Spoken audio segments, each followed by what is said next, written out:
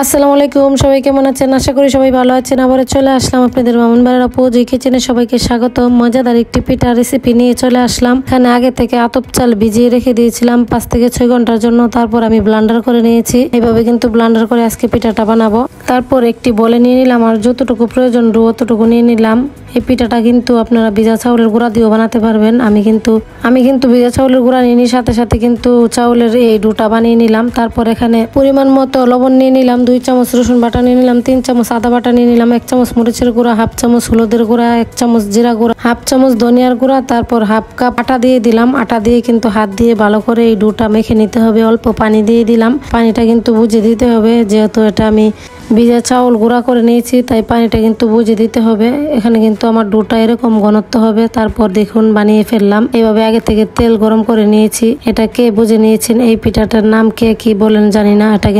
এটাকে কিন্তু মশলা পোয়া বলা হয়, অথবা আমরা বলি আদা পোয়া পিঠা।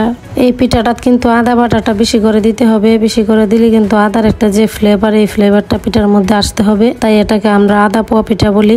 এই পিঠাটা কিন্তু খেতে অনেক মজা। এইভাবে আমার মতো করে যারা বানাননি, এভাবে বানিয়ে খেয়ে দেখবেন। পিঠা কিন্তু খেতে অনেক মজা লাগে, মশলার একটি ফ্লেভার লাগে। যারা মিষ্টি পোয়াটা খেতে চান না, তারা কিন্তু এই মশলা পোয়াটা বানিয়ে খেয়ে দেখতে পারেন। খেতে কিন্তু অনেক ভালো, একদম সহজেই কিন্তু বানিয়ে নিতে পারবেন। এভাবে আমার মতো করে একবার বানিয়ে খেয়ে দেখতে পারেন। আশা করি সবার কাছে অনেক ভালো লাগবে। ভালো লাগলে লাইক কমেন্ট শেয়ার করে দিবেন। আর এরকম মজার মজার রেসিপি দেখতে চাইলে আমার পেজ ফলো দিয়ে রাখুন। আমার ভিডিওটি দেখার জন্য সবাইকে অসংখ্য ধন্যবাদ। আজকের মতো এই পর্যন্তই। অন্য কোনো দিন অন্য রেসিপি নিয়ে চলে আসবো। এই পর্যন্ত সবাই ভালো থাকবেন। আল্লাহ হাফেজ।